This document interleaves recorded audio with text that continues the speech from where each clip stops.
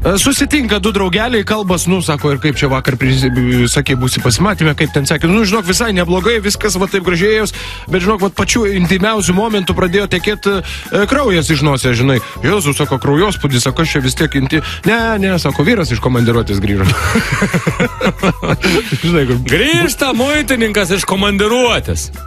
Aha. Pareina namo, galvoja, kažkas turi būti, juk anekdotas, ir tai būna. Taip. Žmona kažkur taip vaikšto tokia įtartina, prieina prie spintos, atidaro. Aha, spintoje nėra. Aha. Kur dar, galvoja, būna per anekdotus? O, balkone, atidaro, muitininkas žiūriuoti, balkone, nieko nėra, gerai, kas čia dar.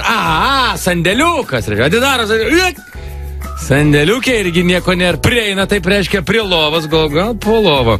Ir taip iš po lovos reiškia gauruota ranka su 100 eurų. Jis taip paėmė eurų, sako, ir po lovos nieko nėra. Čia šitą ir apie politikus buvo atsiuntę. Aš sakau, žodžiu, labai dažnas. Tipiška situacija, žmona su meilužiu, kažkas ten smagaus, grįžta vyras. Ką daryti? Iš komandiruotės. Taip, ką daryti, žinai, moteris greit pastato meilužį į kampą, kažką puola, ten talka miltus apibarso, žinai. Viskas, ateina vyras, žiūri į kampą, sako, kas čia? Žmona sako, kas čia? Nauja statuola, mačiau pas mūsų kaimynę, tokia man patiko, tai va, kol nebuvo ir parsinešiau. Žodžiu, vyras su žmona įstringa naktį, ten praleidžia visą kitą, ryte vyras nueina virtuvę, pasidaro arbatos ir vieną puoduką atneša prie statulos, paduoda statulą ir sako, imk, aš pas kaimynę 2 dienas stovėjau, net vandens nieks nepasiūlė. 1986, tai tokia jau gyvenimas yra, žinai. Grįžta vyras iš komandiruotės. Ir taip atsisėda virtuvė, taip kažkaip gal kažkas ne taip. Vaikai pribėga, sako, tėti, pas mus ten spintoj kaimynas Petras sėdi, tėti.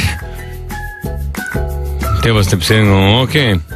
Nueina, atsidaro spintą, ištraukia Petrą, nusiveda į laiptinę, pasistato, Petras stovi toks perbalis, jis sako, klausyk, sako, Petrai, mes su tavim kiek jau? 10 metų kaimynai, ar ne? Gyvenam, naują butą pirkom, paskolą sunkiausių laikų ėmėm, ar ne? Gyvenam kartu. Bendraujam, reiškia, aš tave esu pavežęs, tu mano vaikus esi į mokyklą pavežęs, ar ne? Atrodo, gražiai gyvenam, aš tik išvažiuoju komandiruoti. Tu ateini į mano namus, įlendi į spintą ir mano vaikus gazdini. Čia labai panašu, žiūrėk, yra. Irgi, grįžta vyras iš komandiruotės, žinai, čia dar prieš tai. Žmona koketiškai prieš komandiruotę šypso, sako, ar būsi man ištikimas vyras, sako, brangioji, aš vadybininkas, neiškerigi, žodžiu. Bet grįžta tas vyras iš komandiruotės ir dar koridorių išgirsta žmonos atodžiusius, aimaną, žodžiu, pametęs galvą puola į miegamojo, ten tik nuoga žmona ant lovos guli, sako, kas to brangioji, kas yra? Žmona sako, man širdies priepuolis, kažkas su sveikata, bėg greičiau, kvies greitai. Vyras puola į koridorių prie telefono, ten jų mažas sūnus, sako, tėti, o miegamajam spintoj plikas dėdė, Antanas tupi. Vyras vėl atgal greičiau į miegamąją atidaro spintą, o ten, iš tikrųjų, nuogas Antanas. Sako, Antanai, tu idiotas, mano žmona prie mirties, o tu su vaikais lėpinę žaidži čia.